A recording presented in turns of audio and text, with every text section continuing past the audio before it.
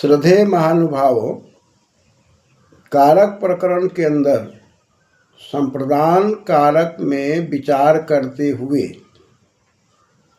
एक उदाहरण पर विचार किया गया। स कन्यायै वस्त्रं ददाति, वह कन्या को वस्त्र देता है। यहाँ कन्या शब्द पर यदि विचार करते हैं तो इसमें कनि धातु है।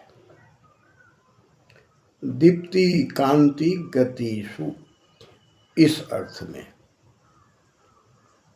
यदि हम यक प्रत्यय करते हैं और टाप करते हैं तो कन्या बनता है।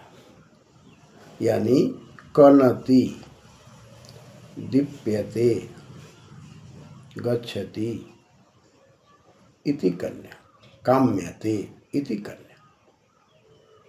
यानी कि लोकाचार में कन्या शब्द पर यदि हम विचार करते हैं तो देखा जाता है बड़ी श्रद्धा से एक परिवार में कन्या को पाला पोसा गया और बड़ी श्रद्धा के साथ दूसरे परिवार में उसे विकास के लिए भेजा गया।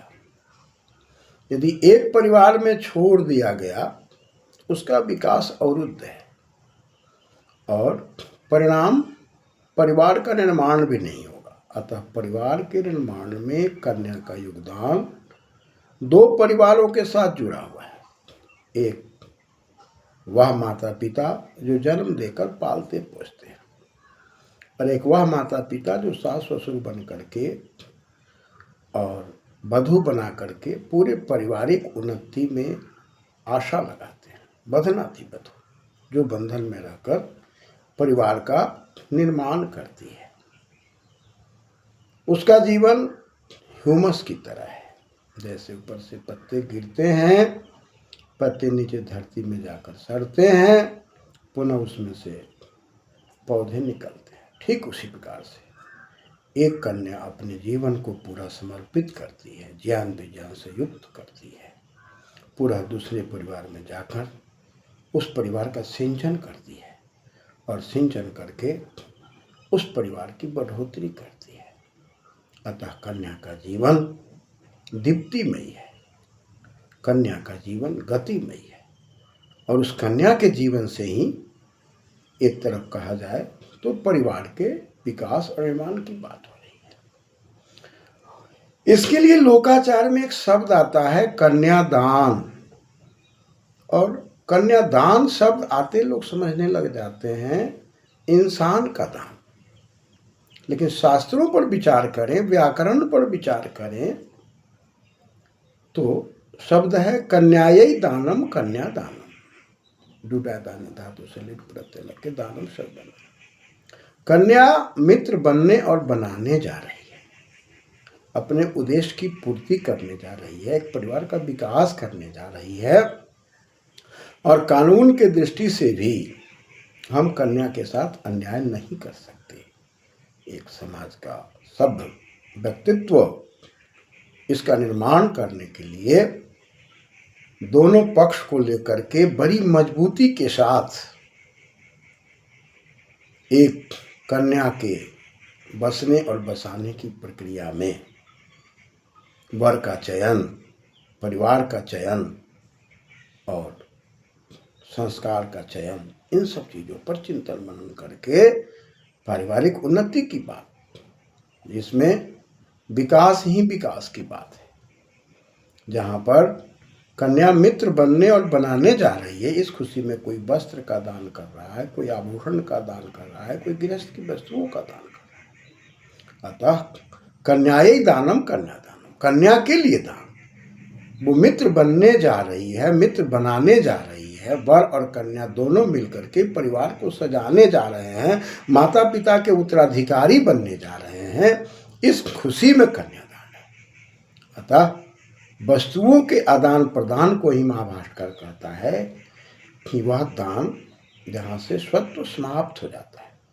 लेकिन कन्या मित्र बनने के बाद, वर मित्र बनने के बाद पूरे जीवन कानून के दायरे में होते हैं, अधिकार के दायरे में होते हैं, न्याय के दायरे में होते हैं। लेकिन हम किसी व्यक्ति को कोई वस्तु दे देते हैं या रुपए पैसे दे देते हैं तो अपने ढंग से वो खर्च करता है, उस पर हम विचार नहीं करते।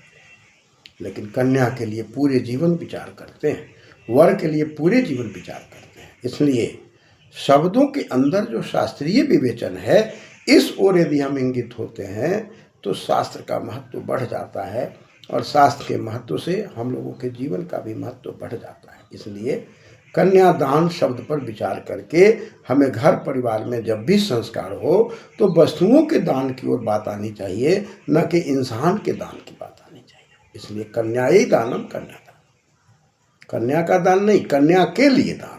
तरह तरह के वस्तुओं को देकर हम उसे सिंचन करते हैं। जैसे एक पौधा लगाते हैं तो पौधे के लगाने में हम जल देते हैं, खनिज पदार्थ देते हैं, ताकि पौधे के रेशे जो टूट गए हैं, बिखर गए हैं, वो फिर से पुनः निर्मित हो जाए। ठीक उसी प्रकार कन्या के अंदर मोह है, कन्या एक परिवार का त्याग कर रही है, इसलिए उस समय में कुछ इस प्रकार की वस्तुएं दी जा रही है ताकि उन वस्तुओं को ले दे करके और उसका फिर से उस परिवार में रोपण हो जाए, वह फिर से विकसित हो जाए और अपने जीवन को विकसित कर सके। यही हमारी परंपरा है।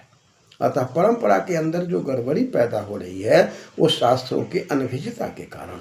इसलिए हम यदि एक तरफ कर्मणायम अभिप्रति संप्रदानम सूत्र पढ़ते हैं और चतुर्थी संप्रदाने स्वीकृति में संप्रदान कारक की बात करते हैं, एक तरफ सूत्र हमें सामान्यतः वाक्यों के सिद्धि के स्वरूप को बताता है, वहाँ लोकाचार में भी विचार करते हैं, तो ये सूत्र हमें लोकाचार की ओर भी इंगित करता है।